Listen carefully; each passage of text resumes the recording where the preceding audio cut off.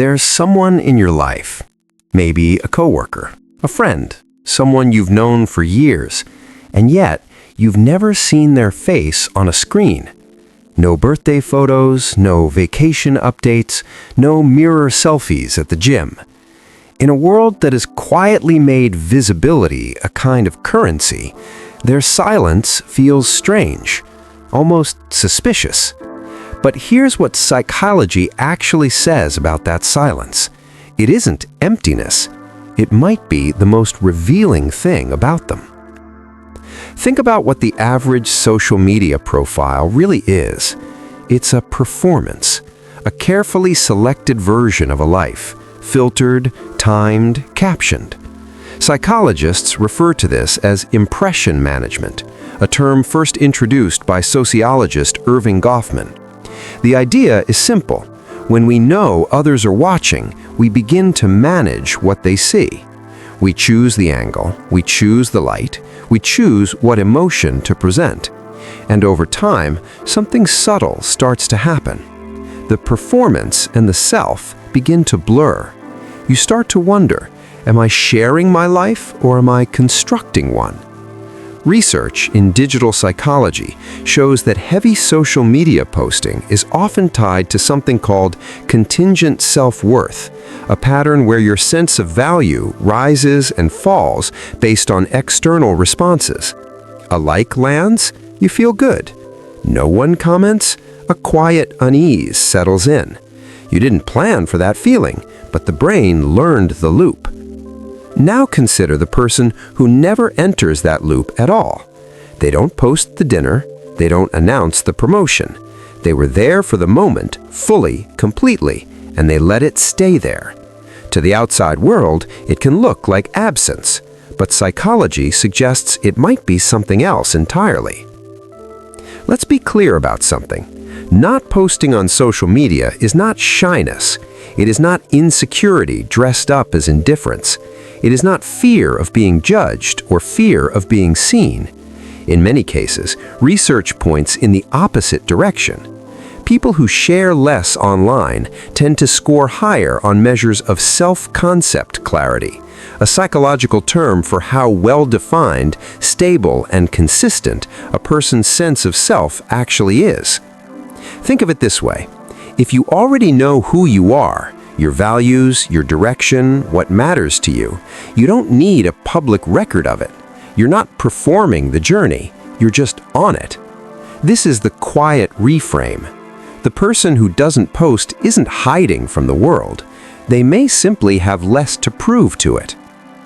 So what's actually happening in the brain? Let's go a level deeper. When you share something publicly and receive positive feedback, your brain releases a small burst of dopamine, the same neurotransmitter involved in reward and motivation. It feels good. It's designed to feel good. And like most things that feel good, the brain begins to seek it again. Neuroscientists have described this as a variable reward schedule, the same mechanism that makes gambling compelling. You don't know if the next post will get 10 likes or 10,000. That unpredictability is precisely what keeps the behavior alive. For many people, this cycle becomes the background noise of daily life, a low hum of measuring, comparing, waiting. But some people, either by temperament or by choice, or simply by early awareness, never fully enter that loop. Psychologists describe these individuals as operating from an internal locus of evaluation. That phrase comes from humanistic psychologist Carl Rogers. It means the primary reference point for your sense of self is you, not the crowd, not the comment section, not the number in the corner of a screen. Your own lived experience carries the weight. This doesn't mean these people are emotionally closed off. In fact, research on attachment theory suggests they often form deeper, more present connections in their offline lives because they're not dividing their attention between a moment and the documentation of it. The brain has a limited capacity for attention. When you're deciding how to frame a moment for an audience, even a small one, part of your cognitive bandwidth is already elsewhere. The people who don't post aren't more detached. They may simply be more here. So what can you take from this? Not a reason to delete your profiles or perform digital minimalism, but a quiet set of psychological principles worth understanding. Principle 1. Know the difference between sharing and seeking. There's nothing psychologically harmful about sharing your life. The question researchers ask is, why are you sharing it? Psychologists distinguish between intrinsic and extrinsic motivation. Intrinsic, you share because the act of sharing is meaningful to you. Extrinsic, you share because of what you hope to receive: validation, status, belonging. Both are human, both are understandable. But when extrinsic motivation becomes the primary driver, research consistently shows a link to increased anxiety, lower life satisfaction, and what psychologists call social comparison rumination, a cycle of measuring your life against the edited lives of others. Knowing your own motivation doesn't require quitting anything, it just requires honesty.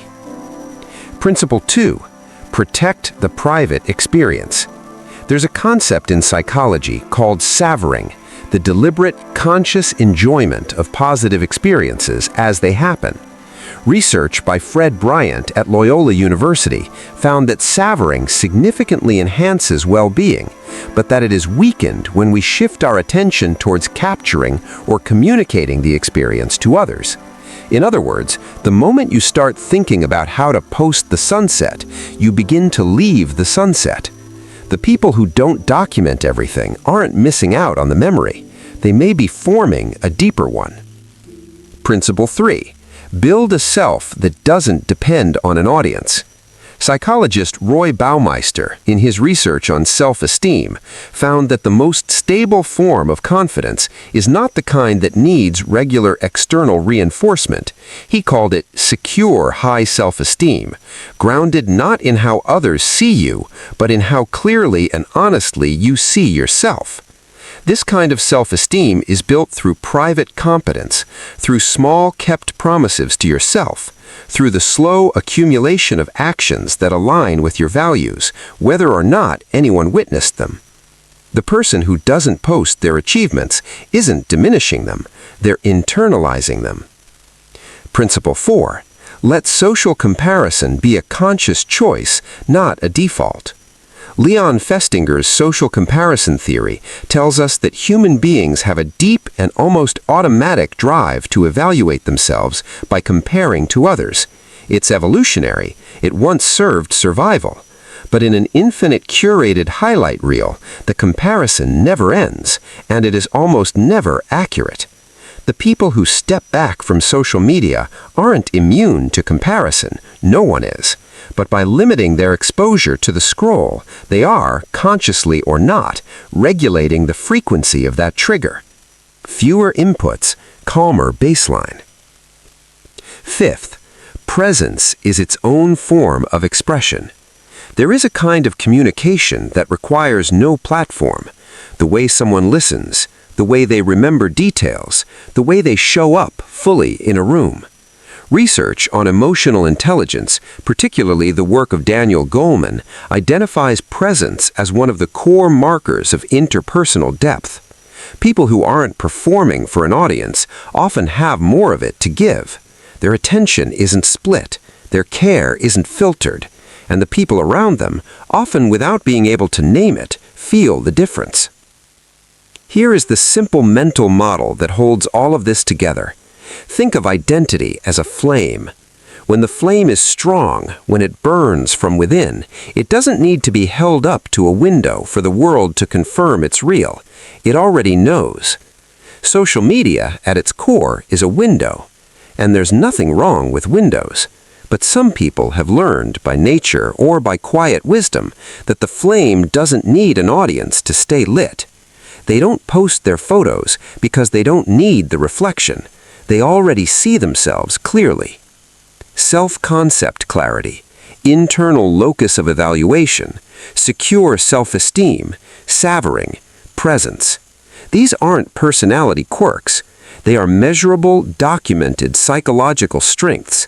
and they tend to cluster, quietly, consistently, in the people who are least visible online. So the next time you notice someone who doesn't exist in the feed, pause before you fill in the story, before you assume they're hiding, before you read their silence as emptiness. Ask instead, what does it mean to know yourself so well that you no longer need to announce yourself? What does it feel like to live fully inside an experience without first calculating its audience? That kind of quiet isn't absence. It is a different kind of presence. You don't have to disappear from social media to understand what these people understand. You just have to be willing to ask, honestly, one question. When I share, am I expressing something real, or am I looking for something I haven't found yet? That question alone can change the relationship.